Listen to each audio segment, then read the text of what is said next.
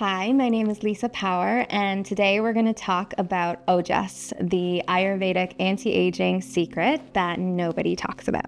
So you're probably wondering what Ojas is in simple modern terms. Ojas, very simply put, is essentially the essence or the nectar of vitality, of energy, of longevity, having vitality, having oomph in your life and in your body. Ojas is something that is really unique to Ayurvedic medicine. It is something that Western medicine knows nothing about. Someone who has a lot of Ojas, they're going to have a certain aura. They're going to have a certain level of magnetism to them. Their immunity is going to be very strong. They are going to have very clear skin. It's going to be like glowing skin. It's going to be like radiating skin. They'll have this like brilliance in their eyes. When you have high Ojas, depression doesn't really stand a chance. You'll notice that when someone is going through a really stressful time,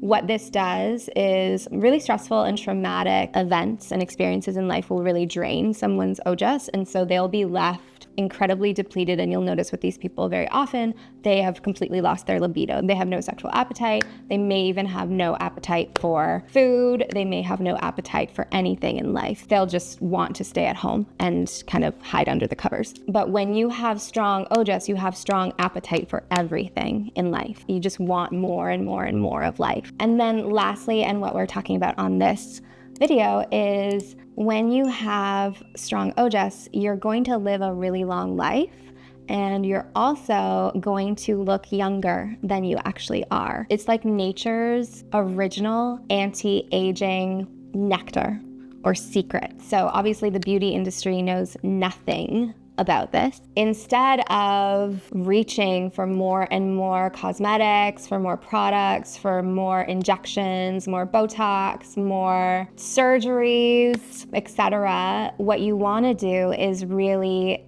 build your Ojas levels, because when your Ojas is really strong and vital, you're just going to look so much more youthful. You're going to have fewer wrinkles. Your skin is going to be plumper. Ojas is really related to collagen production also. So when you have a lot of Ojas, you're going to have more collagen. So because the beauty industry does not know or is completely ignorant about the existence of Ojas, it makes a lot of sense that for most of you, you would have no idea about it. But if you do want to learn how you can start to increase your Ojas levels and therefore age more gracefully, more slowly, have more energy, etc., you need to come back to essentially the way that nature designed for you to live. Ayurveda teaches us that nature created this perfect blueprint of how we are meant to be living, how we are meant to be eating, how we're meant to be breathing, how we're meant to be being, really. And when we are following this template,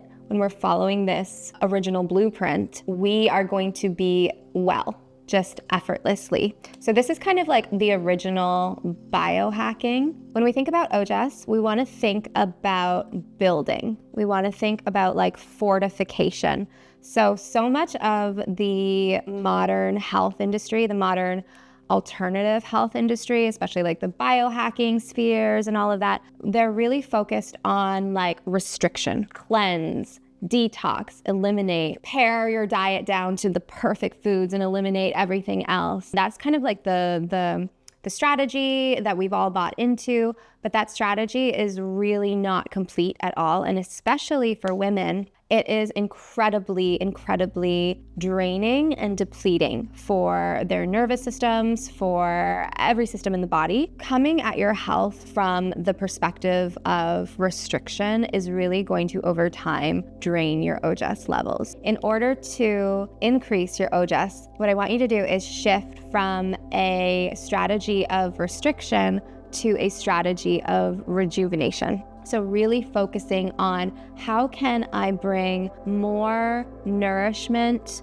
more grounding, more rejuvenation into all areas of my life. So in my diet, in my lifestyle, in my relationships, in my spiritual practice, in my sex life, in every area of my life, how can I bring more of those energies instead of perfectionism and control. For example, in your diet, instead of focusing on foods that are really light, really drying, if you were drinking a ton of green juices all the time, if you're drinking a ton of celery juice all the time, all of this is incredibly restrictive. It's all very lightening. And so what you want to do instead is bring in more building foods, bring in foods like ghee, like dates, like soaked almonds, warming spices, warming soups and stews that are heavier. Healthy comfort foods are going to, over time, increase your ojas. Another shift that is super, super important, especially for women, is to shift from a constant prioritization and focus on responsibility and duty to a prioritization and focus on pleasure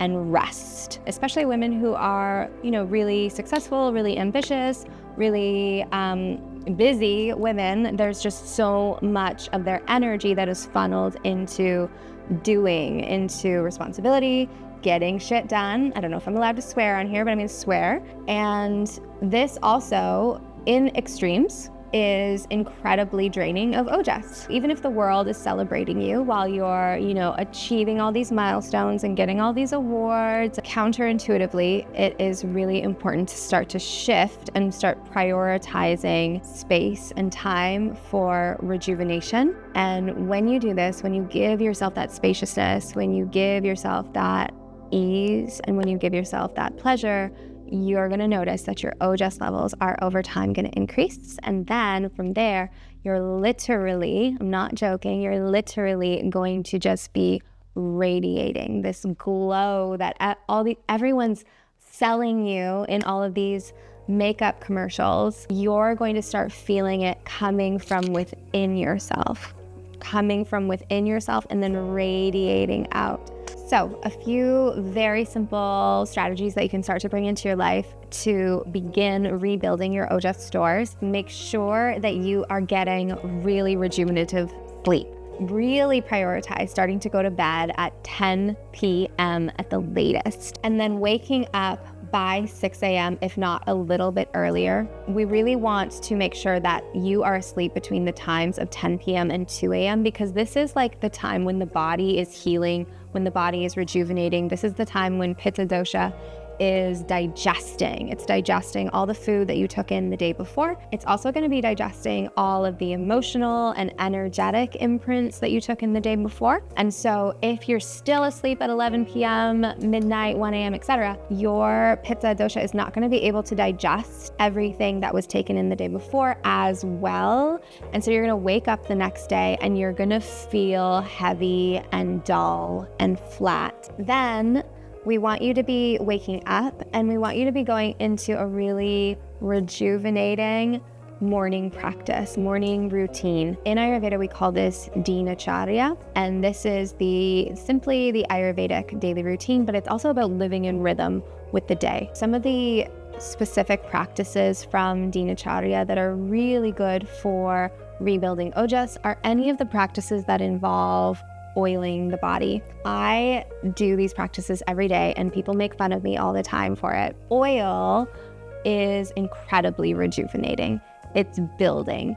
It transfers what we call bala to the body. Bala means strength. Oil is, in Sanskrit, is called sneha, and sneha, when you translate it directly, means love.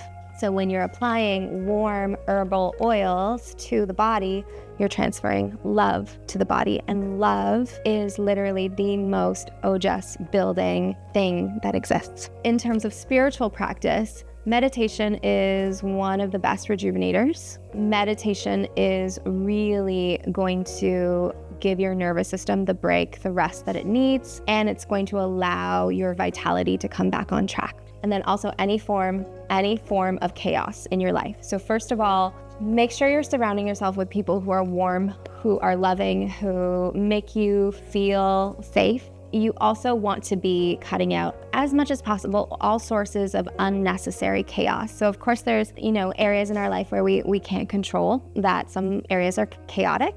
And so that's okay. All of the practices that I gave you before, if you start to bring those in, they're going to kind of act like a buffer to kind of shield and protect you from that chaos. But if you can bring more structure, more routine, more predictability to your life and less unhealthy spontaneity, your Ojas is just gonna slowly rebuild. Thank you so much for watching. If you loved this video, please like and subscribe to this channel.